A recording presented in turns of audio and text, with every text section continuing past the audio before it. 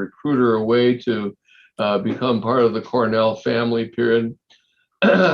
She has done an excellent job working with us in terms of doing formal neuropsychological assessment, but also in terms of cognitive remediation. She has a number of publications and has a broad array of research interests. And today she's going to be talking to you about something I think we're all worried about, not only for our children, but for ourselves. And that's the technology overload that our brains are experiencing. What is it doing to our brain's wiring? What is it doing to our emotions, to our stress levels? Dr. Bender is going to enlighten you on this subject, and I'm sure you'll have multiple questions. Thank you for being with us this afternoon. And Heidi, look forward to hearing you talk. Thank you so much, Dr. Stieg. It's my pleasure and privilege to be part of your team and also to be invited to this talk. So Dr. Spatlima sends her regrets. She won't be able to be here, but I thank her for her assistance in helping me with the slides. All right, off we go.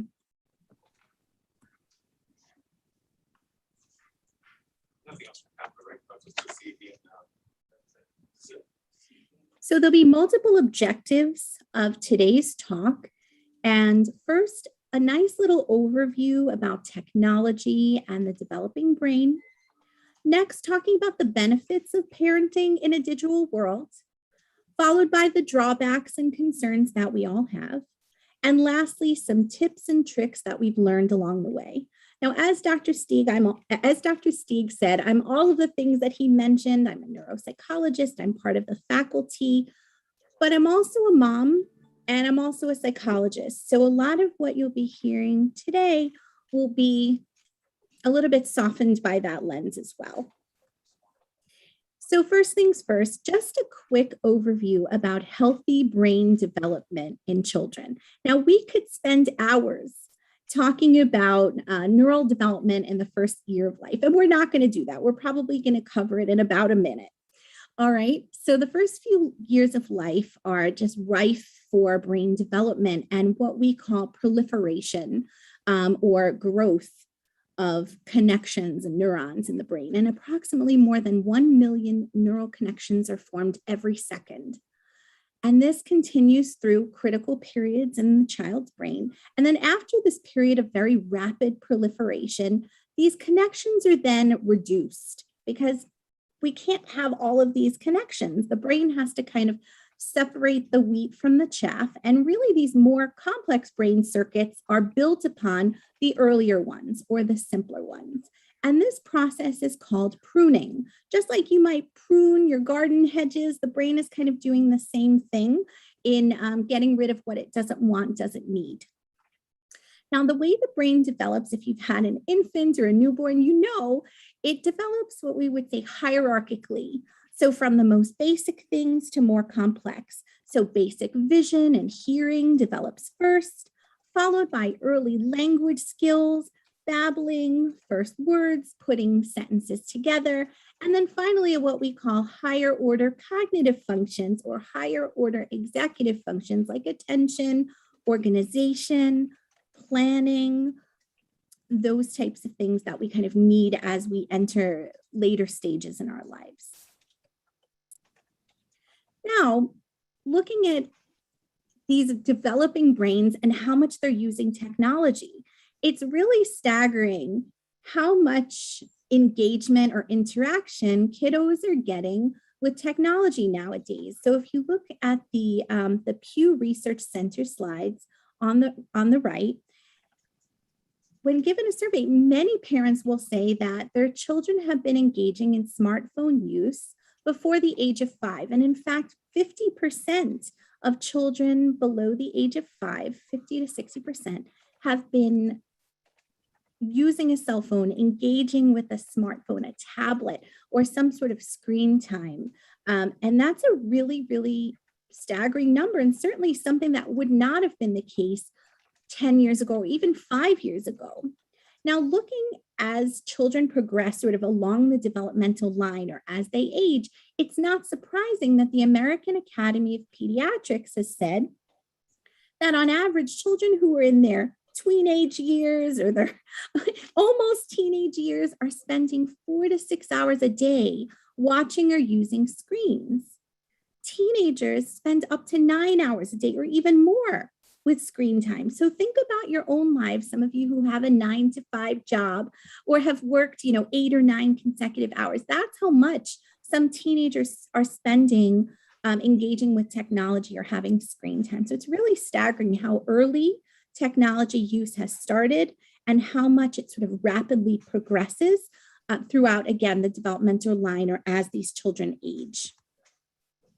Now, as a result of this increased use of technology, the American Academy of Pediatrics and the American Academy of Children and Adolescent Psychiatry have put out some guidelines, as has the World Health Organization. And these guidelines are that there should be really no screen time at all for children until about 18 to 24 months, again, owing to this very sort of critical time in their neuronal and neurological development.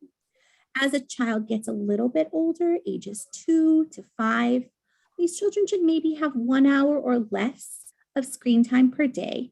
And for children who are 6 and older, you want to make sure that the kids are having healthy habits and limiting activities that include screens. Now, guidelines. Guidelines are just like what they sound like. They're things that we should try to follow. It doesn't mean it's always possible. Obviously, exceptions could and should be made for video chatting with a grandparent or if a parent's away, even if a child is quite young. Also, I will assure you a child's brain is not going to spontaneously combust if they are, 3 years and they have more than 1 hour of screen time per day.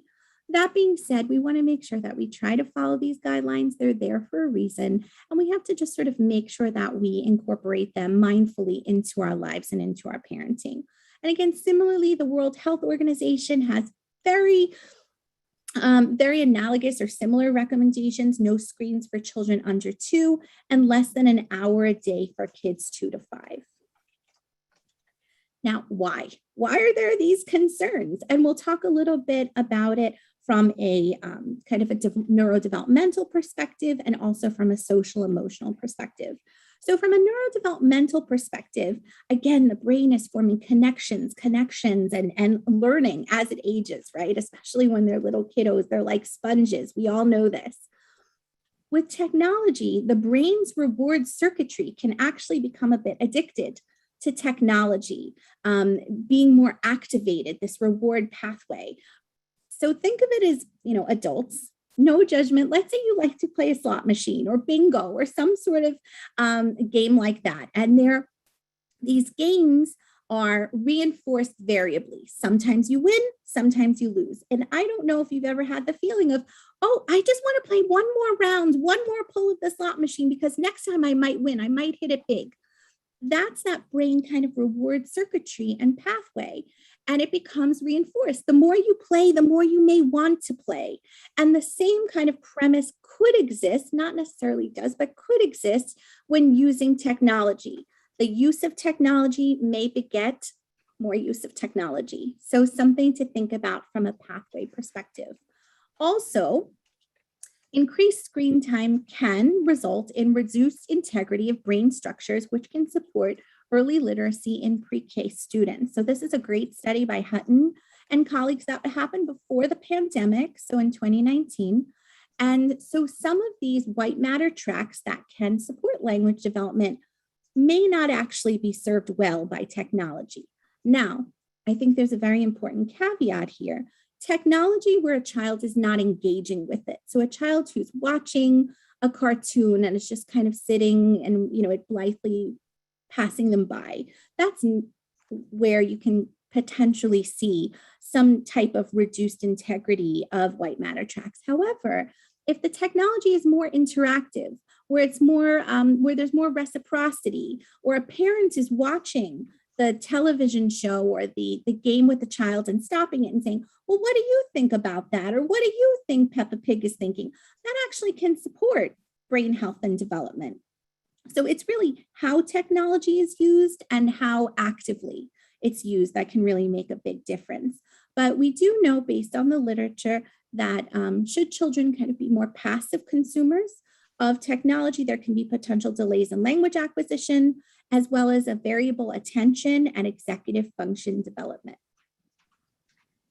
Now, beyond neuroanatomy, beyond neural pathways, what are some other reasons why, some other reasons why technology might not be serving the brain or supporting brain health and development in the best way possible? First is when a child is watching a screen, they're processing the world in 2D, not 3D. And that can sometimes make a difference in terms of nonverbal cues, in terms of body language, in terms of prosody, that prosody being the rise and fall of voice that we might not be able to fully capture on a screen that we can in person. Also, technology does provide this kind of nonstop stimulation. Without naming any particular videos or characters, I know my son loves very rapidly shifting characters and very short little snippets of information with a lot of color and a lot of noise and sound effects. That's that nonstop stimulation that, again, can be very reinforcing, but it's also not really consistent with real life. Not everything in school is going to be the most exciting thing you've ever heard and not going to be the shortest lesson the teacher ever taught. And so it sometimes sets up a little bit of unrealistic expectations on the child's part, and also doesn't kind of give them the opportunity to sit with something boring and kind of push through it. Technology can also potentially result in a loss of time. How many times have we all been on our phones just kind of scrolling and not realized that an hour went by? Children are certainly subject to this as well. Also, when a child is engaging more passively in technology, they may also have decreased parent-child interactions. They might not be talking as much. They may miss out on social engagement with other kids. They may miss out on pretend play, which we know is so incredibly important in that 2, 3, 4, 5 in particular age range. Also, very important to recognize that technology does emit blue light. And as a result, this can disrupt sleep patterns, sleep habits, and suppress melatonin, which is a natural sleep aid. I know I've mentioned a lot of negatives about technology in the developing brain. I think it's definitely worthwhile to talk about the benefits. So there are many benefits of using technology in childhood, broadening the range of learning tools that a child is exposed to, making sure that they have an enriched learning environment. How cool is it to be able to do virtual dissections instead of having a kiddo who might not be able to go into their science class, or to do some reinforcing games or exciting homeworks? That's definitely a benefit that I know I certainly didn't have when I was a kid. Also, there's the opportunity for socialization outside of one's neighborhood or family or even school group. Children can have virtual pen pals across the country, across the world. In older children even, it's been found that action-based video games can really help improve depth perception, visual memory, spatial awareness, and the ability to switch between tasks. Now, that's not to say every teenager should be, playing Minecraft for 3 hours a day to improve these things. But we do know that there can be a benefit to children who do play these types of games, which a lot of adolescents and teens do. And also it's allowing for, as Dr. Stieg mentioned, I do a fair amount of cognitive remediation or rehabilitation, and technology is really allowing providers like me to go into children's homes and to do some exercises with them over telehealth, or suggest other exercises or activities that they can engage in without having to come in office. So that's something that's also quite a big benefit. Going back to limitations or drawbacks. So we know that, again, I've probably said it 2 or 3 times, if you're on a phone, you're not doing something else. That something else could be riding a bike. That something else could be in a pool or a playground. Being on a screen can reduce physical activity, and as a result, it can cause secondary effects with obesity or dietary or exercise habits that we as parents have to be mindful of. Also, being on some sort of technology, the internet, children can be exposed to questionable content, things that you might not want them to see, things you might not want them to learn about, maybe that are not consistent with kind of the value system of your homes. Cyber friendships. It's great to have friends, and we're all grateful when our children have friends and when they have social opportunities, but it's much harder to track who our children are friends with on the internet. So that's something that's definitely we all know about and are mindful of. As I mentioned before, reduced opportunity for familial engagement, the very dark side of technology in children, cyber stalking, cyberbullying. And it's also worth noting that there have been many studies, anecdotal as well as research, formal empirical research, that has shown that technology can sometimes cause an unrealistic view of other people's lives. Not everybody has a day that's worthy of Instagram or Facebook. Not everybody has a happy emoji or a perfect outfit or a smile that radiates a million miles.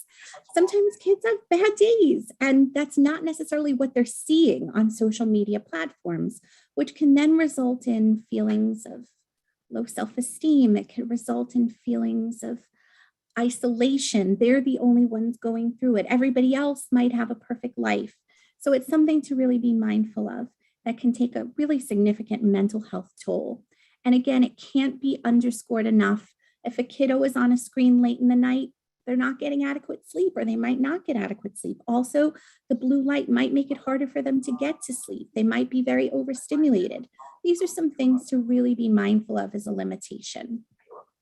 Now, the 2020-2021 academic year, we all kind of had to adjust very rapidly to virtual learning platforms and learning techniques. And we've learned some very hard lessons along the way. It was not necessarily a smooth transition. And I think some of the things we've learned, Zoom fatigue is real. It's sometimes much harder to rally for prolonged periods of time and listen to a teacher on a screen than it would be for the same amount of time with the same teacher when you're face to face. Children have described this feeling as like a feeling of, at the end of the day, emptiness or feeling depleted. We've all felt it on Zoom calls or Zoom meetings ourselves, I'm sure. We should think about, as I'm sure we all have, how children have been feeling and coping with this, 8 hours a day during the pandemic. Also, not always, but we know that last academic year, an increased portion of children have presented with behavioral issues, attentional dysregulation, emotional discontrol, and it's hard to really parse out how much of this is the result of the pandemic and the stressors of it, the isolation, how much of it is due to the technology, and more studies are certainly needed. But this is absolutely something that we know and have noticed and is being studied for long term. For children who have maybe some specialized learning needs, who have IEPs or 504s, or who just need a little bit of extra help, it's much harder to give these services or accommodations virtually than it is in the classroom. That's something that we've definitely learned and hopefully have adapted to should we need to go back to virtual learning in the future.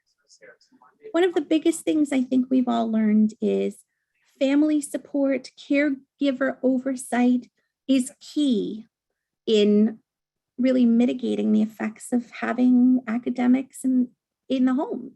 How much is a parent involved? How much is a parent making sure that the child is actually on the Zoom, making sure that they're doing their homework, making sure that they're set up for success in terms of a workspace, making sure they're checking in that, they're getting adequate socialization. Parents have rocked 2020, 2021. Parents are definitely the heroes here. And I think, we have to just continue to do that for as long as our kiddos needs us to.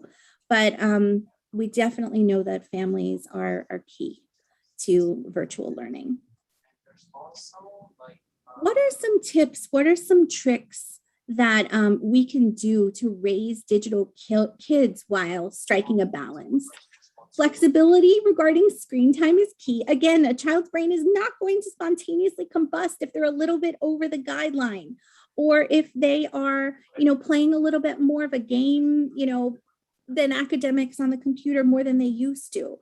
It's really important for parents to say, you know what, are they still, in addition to doing what they're doing online, are they still getting adequate socialization in the real world? Are they still getting good exercise? Are they still eating healthfully? Are they still sleeping as many hours as they should? This is the developmental checklist that's referenced here. As long as the child is developing, you can be a little flexible in the screen time, but make sure you're really emphasizing the quality of what the child is watching rather than the quantity. Make sure you're setting the scene. A child should not be at the same computer desk for work and for play. If they're in virtual school in one corner of the house and then playing Minecraft in that same corner of the house, it's hard for them to distinguish the line between work and play, school and fun. It should ideally be in different physical spaces, if at all possible, and it's not always possible in everybody's homes. Try to encourage your child not to eat or mindlessly eat while engaging in tech activities. We know we've all been guilty of it, sort of mindlessly eating something while we watch TV or we are on the computer. Just try not to make a habit of it. Try to help the children either take eye breaks or use blue blocking lenses or have some sort of help in reducing eye strain and maintaining their eye health, making sure that their eyes are getting checked regularly. And lastly, again, can't underscore it enough, limiting screen time before bed for all of the reasons that were mentioned prior. So what are some ways that technology is here to stay.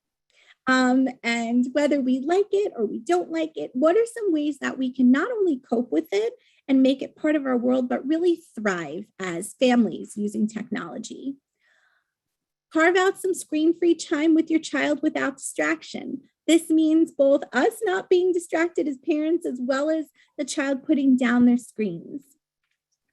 That's really going to be key in making sure that we're getting the same types of interactions, the same qualities of interactions and relationships. Now, some independent screen time is fine. Don't be hard on yourself. If a child is watching, YouTube and it's something that you feel is appropriate developmentally and content-wise, it's okay. It's okay for you to take a break as well. But just make sure that it's not these very extended breaks that kind of where a child is sort of left to their own vices. Make a schedule for on time and off time. For off time, try to come up with like a menu of different activities that kids might want to engage in, physical, board games, doing things with you. Also, find things that fulfill yourselves as parents and make sure you're scheduling in time to do that and make sure they're not all technology based. Find a common interest with your child, if at all possible, that's facilitated by technology, not hindered by it. And I know some parents have played online games together with their kiddos, making a TikTok video, cooking the latest recipe together. I do a little candy kit with my child, and we watch a video on YouTube, and I pause it and I ask him to watch that little section, maybe a 2-minute section, have him repeat back the instructions and then execute it. So that way we're actively doing something together that's bonding and fun, but it's still listening to directions, listening to instructions, being an active consumer of technology, and making sure that the activities that you do set out for your child that are not tech related are fun, they're stimulating. It shouldn't just be, work. It should be something that's not tech related, that's equally as fun or kind of sort of as fun, that they'll enjoy and look forward to as well. So I thank you so much for your attention, again, to Dr. Stieg for the gracious invitation, and I'm more than happy to take whatever questions you have.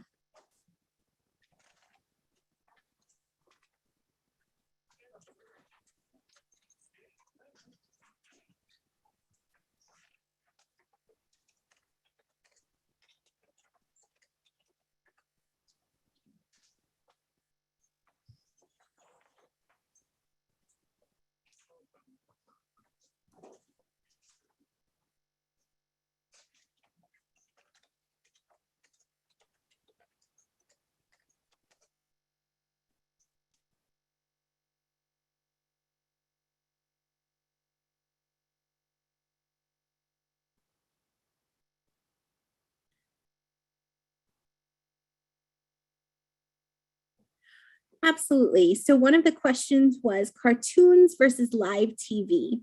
So I'm going to morph that question just a little bit into something that's based in reality versus something that's a little bit more fictionalized. So I think particularly for very young children, it could be hard for them to distinguish from things that might not be realistic. So for example, seeing a superhero fly through an open window and not hurt themselves, not necessarily realistic. And a child who's watching that unattended might not actually have a frame of reference that that's not possible or healthy or real. So I think it's important to understand that boundary between real and realistic and not real and not realistic is one that really needs to be clarified to children and to need to be explicitly talked about, which is why kind of active engagement with your child when they're watching television or cartoon or whatnot is really key. Hope that answered the question.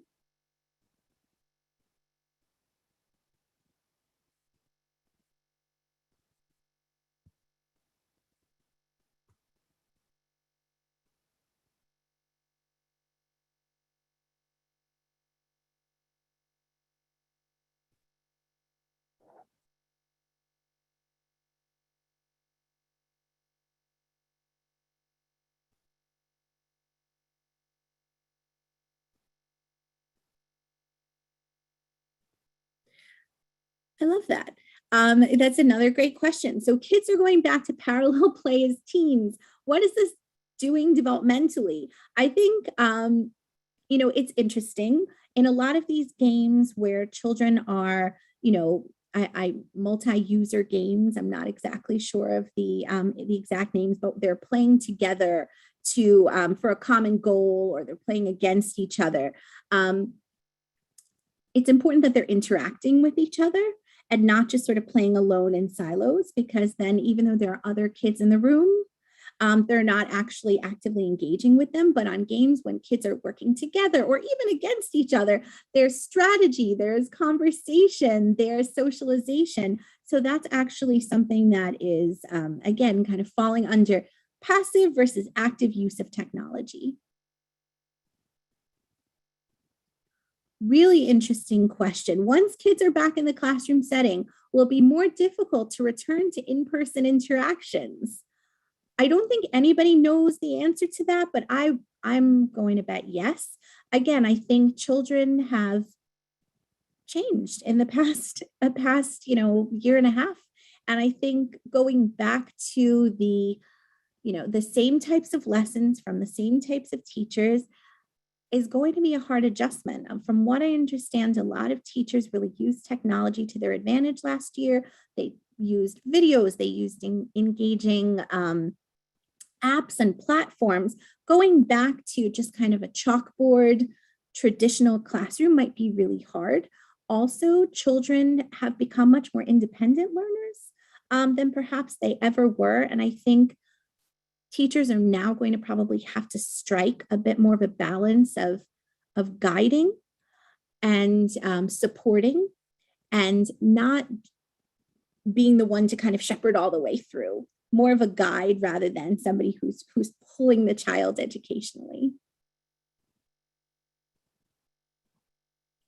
Have there been any studies about how kids absorb information differently when they read versus when they watch videos? Absolutely, yes, without a doubt. And I think, it's different centers in the brain in terms of language processing. Also, when you're watching a video, again, there's the nonverbal cues. There might be background music. You can read the rise and fall of somebody's cadence in their voice, the twinkle in their eye. It's a very different process. Also, when somebody's reading, there's a lot more kind of potential for abstraction and for the child to kind of superimpose what they think the character looks like, for them to be a little bit more creative. When they're watching a video, it's what the producer or the director conceptualizes that character to be. So it's a bit more of kind of an active versus passive process.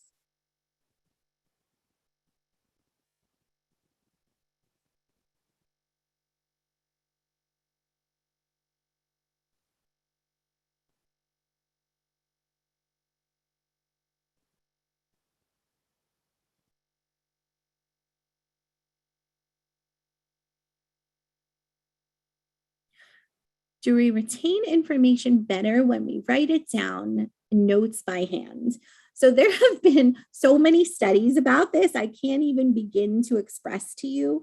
I think when it comes down to the child, without talking about the scientific literature, because I don't even know the most up-to-date studies looking at the taking notes on the computer versus by hand, the most up-to-date literature in children. What I will say is some children do better when they type and some children do better when they write.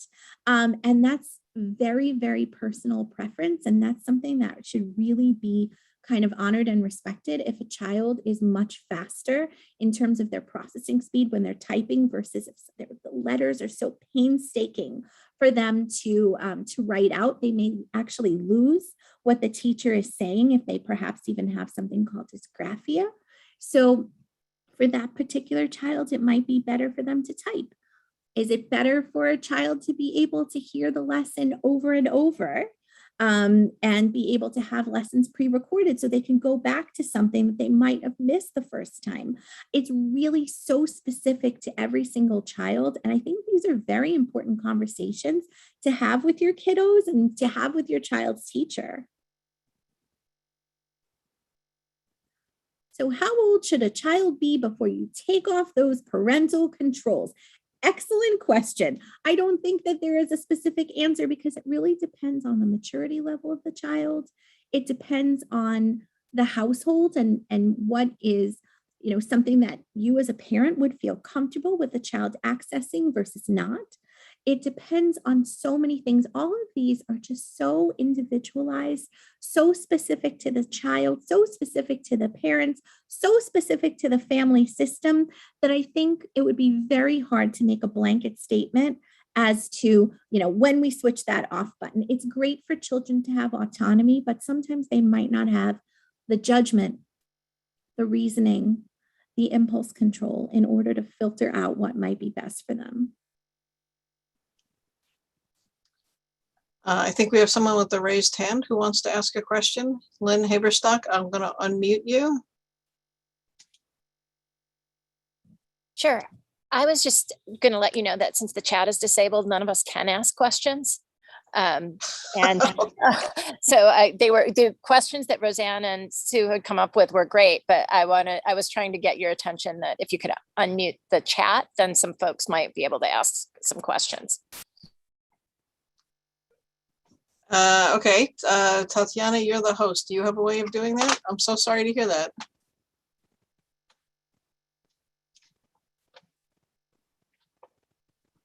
I would suggest then, since we know that raising your hand works, if anyone has a question, use the raise hand function at the bottom. Marianne Barry. Marianne, you can unmute yourself. Yes. Yes. A friend is urging me to not use my iPhone or my iPad because of the radiation, the EMFs. And I'm wondering if there's any research on the deleterious effects on children's brains from the technology, phones and computers. Understood. That's an excellent question. And just to qualify, I am a PhD. I'm a psychologist, not an MD. So if that's a medical question that either your friends or yourself would like answered, I would absolutely encourage you to reach out to your pediatrician. I think, overall answer to that is there's still a lot of research that's ongoing, and everything is important to do in moderation. If a child is on the phone or on a screen, 20 hours a day, that would be something that would be concerning. But I think everything in moderation is key. And also, if there are specific health concerns, to please ask your pediatrician. Thank you. Absolutely. Great question. I think that's Susie. Hi, can you hear me? Yes, we can. Okay.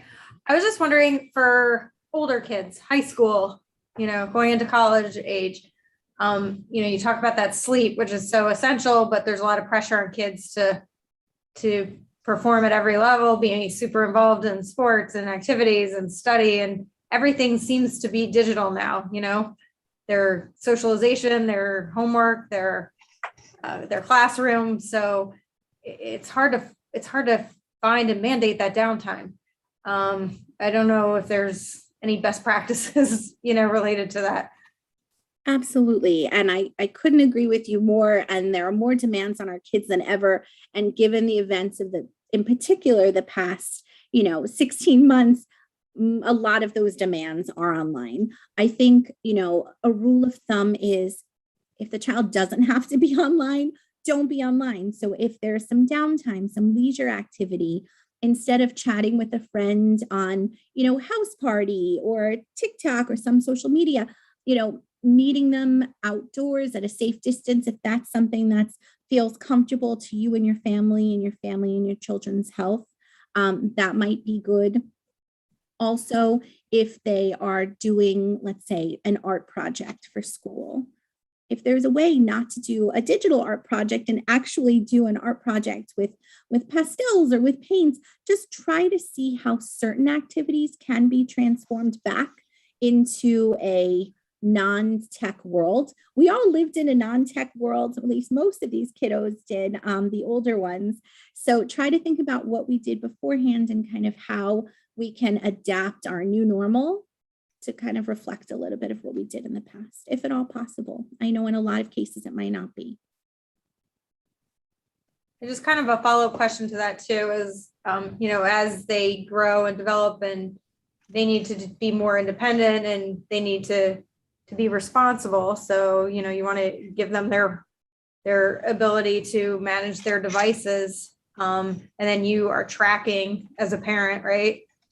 What are the pros and cons to over tracking, under tracking? It's a fine line between developing that, but also being engaged and responsible as a parent.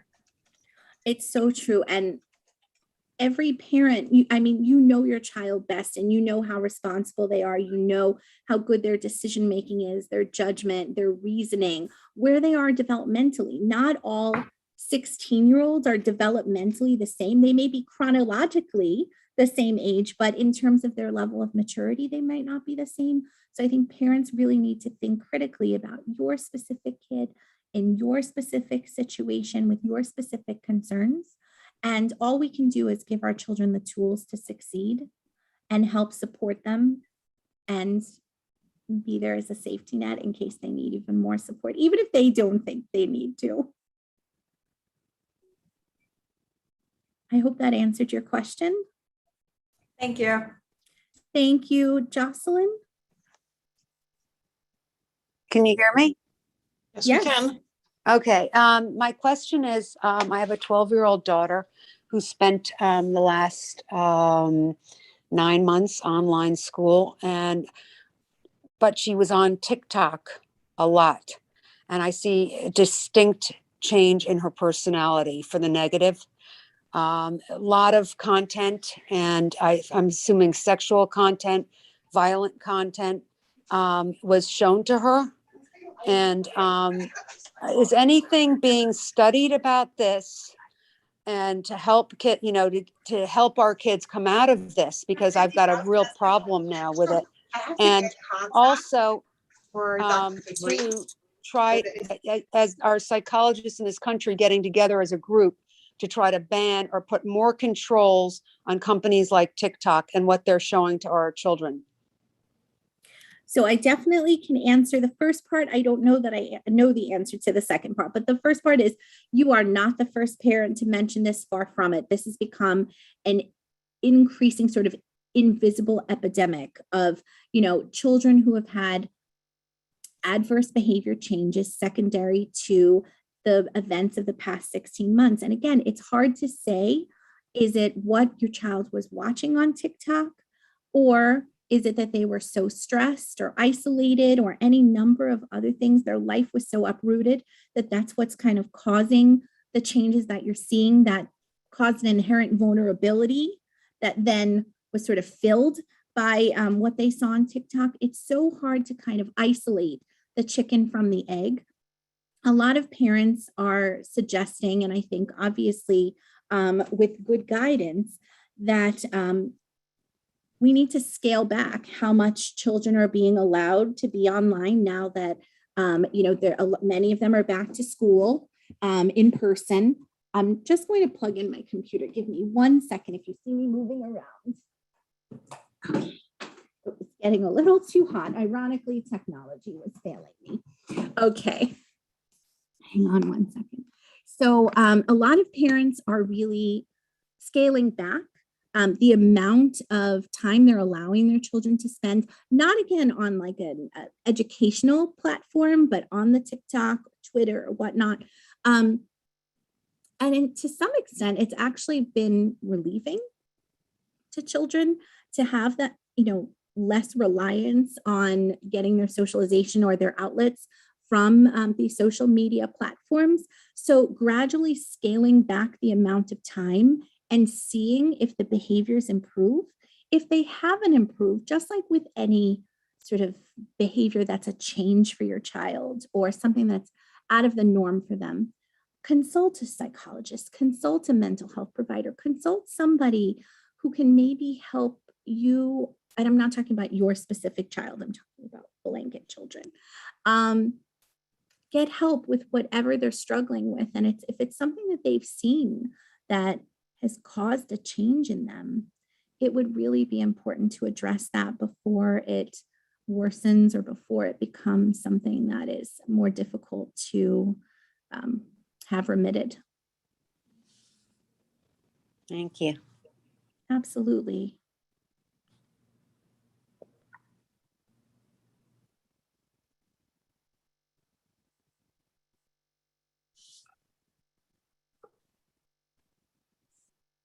All right, Sue, Susie has another Susie? question. Yep. I was just wondering if you have information on what some of the schools have done around the country to address, some of the effects that children may be facing with children. I feel like, in a workplace environment, the employers have provided a lot of support, but I haven't seen this mirrored in the school systems. And I'm just wondering if there's any sort of benchmarks or standards of things conversations we should be having or best practices. Because I haven't seen that support offered to the kids directly. And so specifically, what support are you looking for? And I can try to guide you. Just for the kids who were remote learning, for a year, where they were just online on a screen without that kind of socialization. Are there any things that were done, nationally that are kind of best practices to just talk through with the kids or those sorts of things? Absolutely. That certainly makes sense. And in terms of guidance, I would say American Academy of Pediatrics being one, without a doubt. Also, some schools now actually have counseling and support for this kind of Zoom fatigue and pandemic fatigue. I would certainly ask your specific school if that's something that they provide. And also any other, there are a lot of resources, the American Academy of Children and Adolescent Psychiatry. I think Sue also put in the chat a toolkit like the one provided by the Center for Humane Technology. Any sort of increased emotionality, any sort of change from baseline, you're clearly aware of it, you're clearly mindful of it, and it's hard to attribute it to technology, to schooling, to the pandemic, to the isolation. Regardless, figure out a way to get help, whether it's through the school system, whether it's through a health system, clergy, whatever is best for your family, but just make sure, as it sounds like many of you already are, that you're mindful of it, honoring it, and working to continue to support your child through this difficult time. This is an unprecedented time, and we're all just trying to do the best we can and learn on the fly. And it sounds like a lot of you are really giving a lot of amazing thought to this and thinking of how we can continue to support, how we can continue to support your children, and how you can continue to support your children through the long-term or late effects of this pandemic. Okay, thank you, Dr. Bender. If you could just go to the next slide, I think the phone numbers are on it in case anyone has follow-up questions or request for appointments. And just to let everyone know that this episode will be archived on the YouTube playlist, probably starting tomorrow. So if there are no more Excellent. questions, no more raised hands. Apologies for the technical difficulties. And I'm just going to raise my hands and say thank you to everybody. And I wish you good luck. And if there's anything that we can